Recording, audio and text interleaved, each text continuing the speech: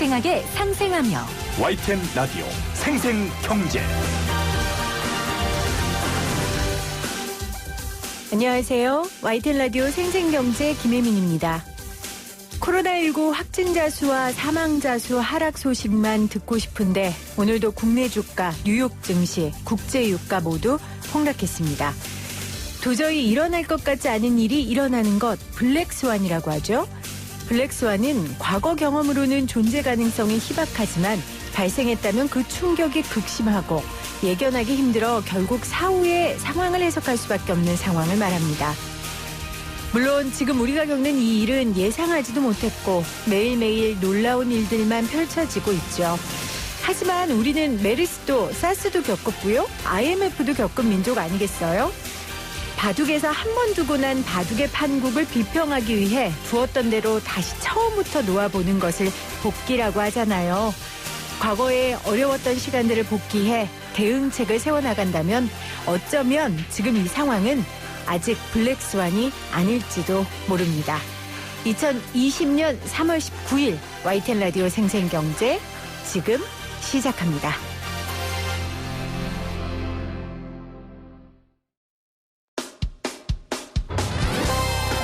쉬운 경제, 살아있는 경제, 우리 집 경제 이야기, YTN 라디오 생생경제.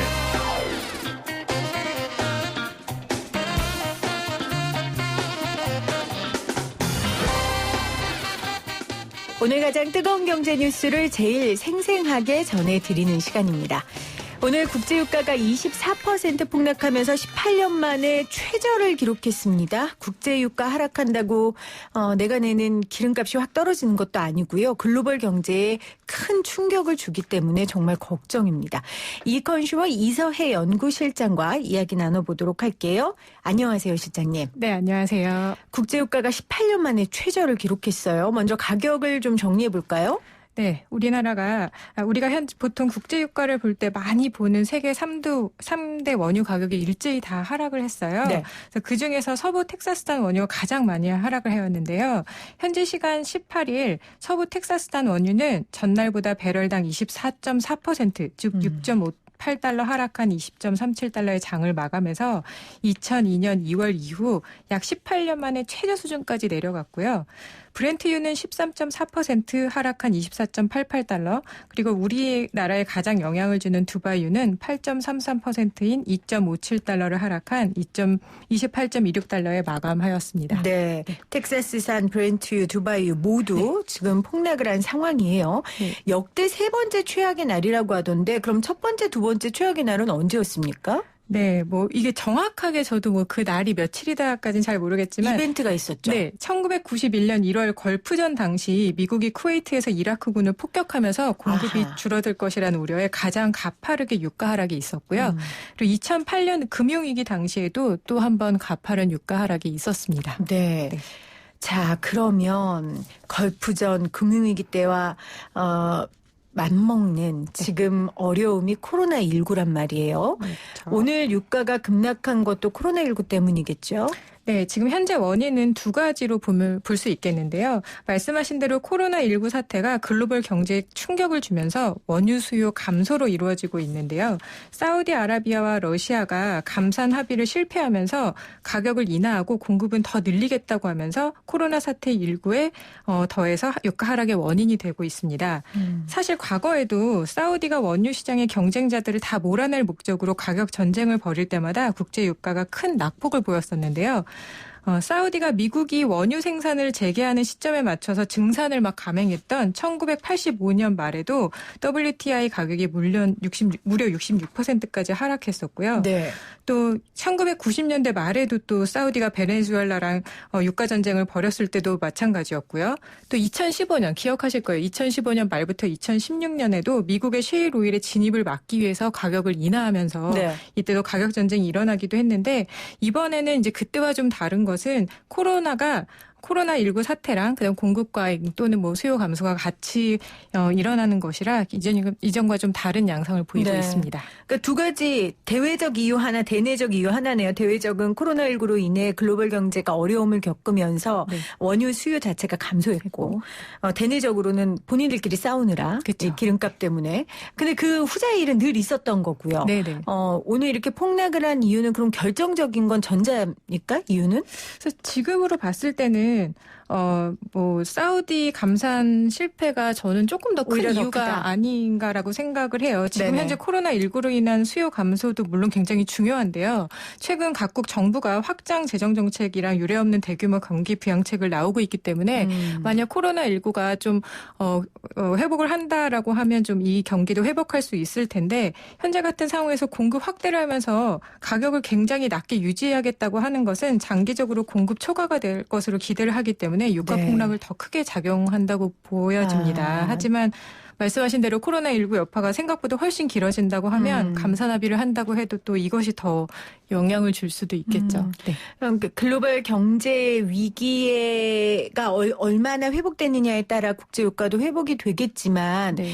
예를 들면 오늘 같은 경우에도 사실은 그 전날 미 연준의 금리 인하도 있었고 그 전이 아니고 이번 주에요. 그리고 미국 정부가 대규모 양적 완화를 하겠다고 발표했는데도 오늘 뉴욕 증시가 폭락했단 말이에요. 그렇죠. 네네. 이것도 유가에 굉장히 결정타였다는 생각이 들어요. 네, 맞습니다. 방금 말씀하신 대로 미국 중앙은행인 연방준비제도가 이제 금리를 내렸고 또 최소 7천억 달러 이상을 시장에 공급하는 양적 완화를 재개를 했지만 네. 사실 트럼프 미 대통령이 코로나 사태가 8월까지 이어질 수 있다라는 예언을 하셨죠. 예언을 하시면서 네. 코로나19의 공포감을 진정시키지 못해서 또 증시가 이제 막 폭락을 하였습니다. 근데 그 다음에 또 트럼프 대통령이 1인당 1,000달러 이상 현금을 지급하는 등 또 1조 달러 넘는 경비 부양책을 지원을 하겠다 해서 반전을 시도를 했는데요. 하지만 또 어제 다시 또 오늘 급락세로 돌아섰죠. 그러게요. 네. 이 관련된 이야기는 증시 관련된 이야기는 저희가 2부에서 차영주 소장과 또 자세하게 나눠보도록 하겠습니다. 그러면 과거에 이 유가 불안을 증시 반등으로 잡았던 사례가 있을 거 아닙니까? 이번과 좀 비교를 해볼 수 있습니까?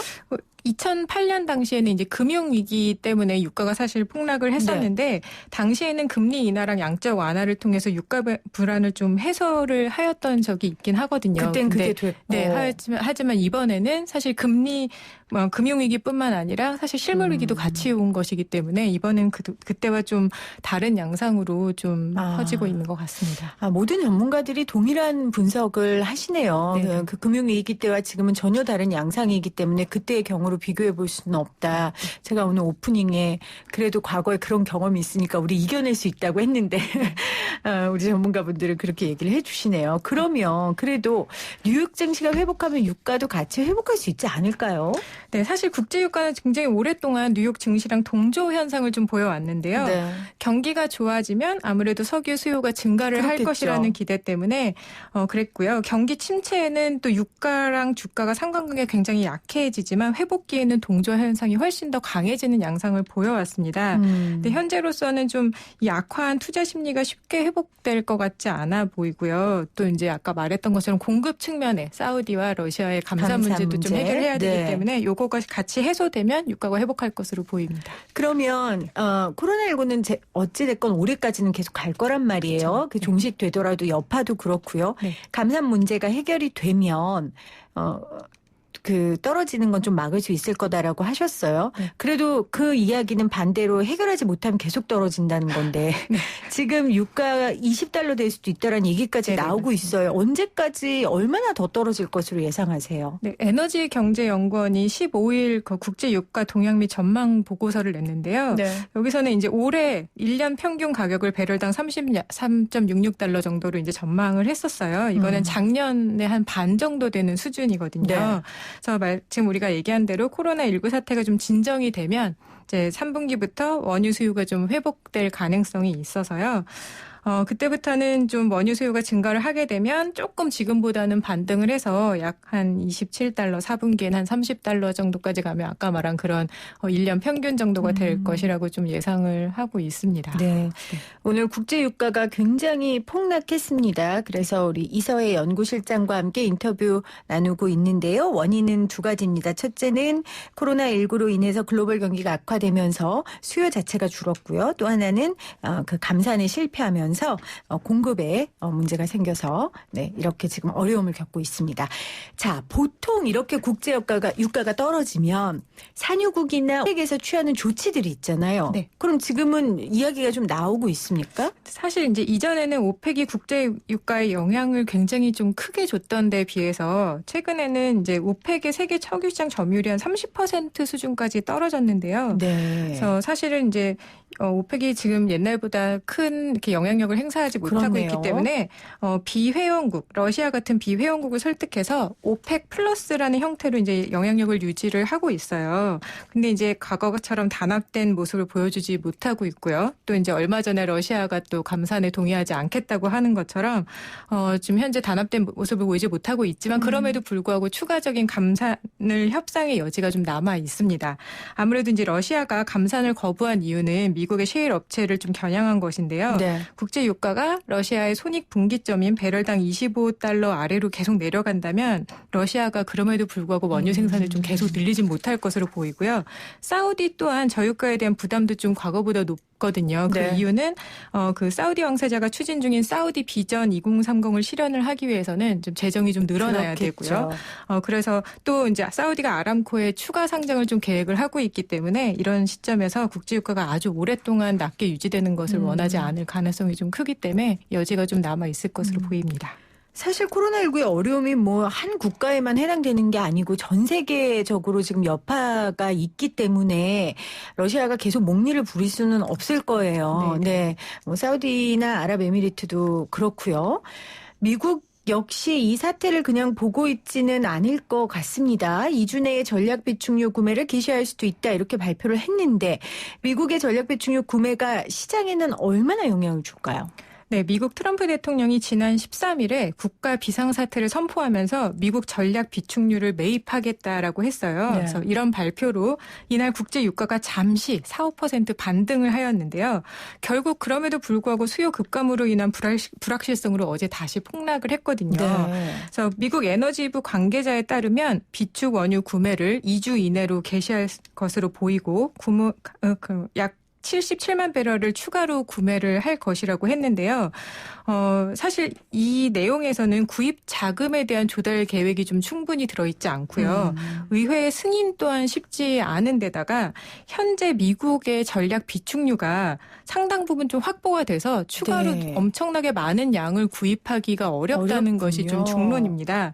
그리고 또한 미국에서 또 셰일 업체의 생존도 고민을 해야 되기 때문에 이것이 시장에 아주 큰 영향을 미치지 않지 않을까 하고 보고 있습니다. 그러면 결국은 코로나19가 잡히고 네. 경제 상황이 좀 나아지는 거를 기다리는 수밖에 없네요. 이 네. 유가 문제도요. 아무리 봐도 이제 국제 에너지 기구도 그렇고 올해 그 유가를 좀 낮게 자체 네. 조정을 한 걸 보면 좀 그렇게 될 것 같습니다. 아, 그렇습니다. 이렇게 모두가 다 어려움을 겪을 때 이런 질문을 드리는 게 어떻게 보면 좀 부끄럽기도 한데 실질적인 얘기니까요. 네. 그러면 유가가 이렇게 떨어지면 기름값이 떨어지나? 그래서 지금 우리 너무 어려운데 그래도 서민들 허리 좀 펼 수 있는 기회가 올까? 뭐 이런 생각 할 수 있을 것 같아요. 우리가 넣는 주유소 기름값에 변화가 좀 있습니까? 이러면? 네, 뭐 최근에 이제 사실 이 사태 터지기 전부터 국제유가가 좀 하락을 하고 있었는데 그것이 좀 충분히 반영이 되지 않은 상황에서 그러니까요. 또 폭락을 하였어요. 그래서 어떻게 보면 내려갈 여지는 좀 충분히 있기는 한데요. 근데 2016년 3월 2주를 좀 살펴보면요. 그 당시에 배럴당 26달러까지 두바이 유가가 떨어지고요. 네. 당시 환율이 1196원이었거든요. 근데 그럼에도 불구하고 국내 휘발유 최저 가격이 1,339원이었어요. 근데 왜 그런 그게 이제 거예요? 우리나라에는 굉장히 세금 비율이 높기 때문에 세금이 사실 한 58%에서 62%를 그렇죠. 왔다 갔다 하기 때문에 국제 유가가 많이 떨어진다고 해도 사실 소비자분들이 체감하기에는 그만큼 떨어지지는 않습니다. 그래서 뭐 이번에도 사실 그만큼 떨어지기를 좀 기대를 하면 좋은데 아시다시피 오늘 또 환율이 또 1,200 맞아요. 거의 막 90원까지 올라갔다가 살짝 네. 내려오는 그런 상황이라 지금은 환율까지 저희는 고려를 해야 되기 때문에 그때보다는 조금 덜 떨어진 상황이지만 그래도 폭락한 게 보통 한 2주 정도 이후에 반영이 되기 때문에 네. 다음 주부터는 조금 더 많이 가격이 하락할 것으로 보이니까 네. 좀 소비자분들은 이번 주를 조금 지나고 다음 주에 가격 추이를 보시고 주유를 하는 게 좀 도움이 될 것 같고요.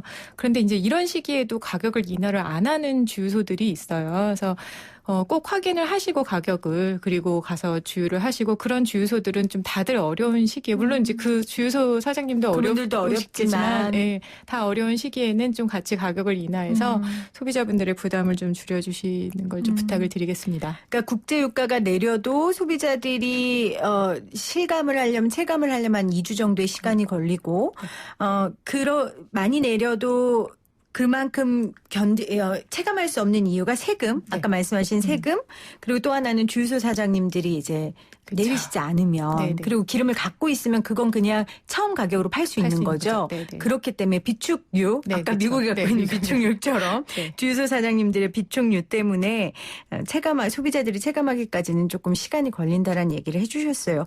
요즘 임대하시는 분들도 낮춰주니까 임대료. 네, 맞습니다. 주유소 사장님들도 어려우시지만 이럴 때 서민들 허리 좀 필 수 있도록 주유소 기름값도 좀 배려해 주셨으면 하는 바람입니다.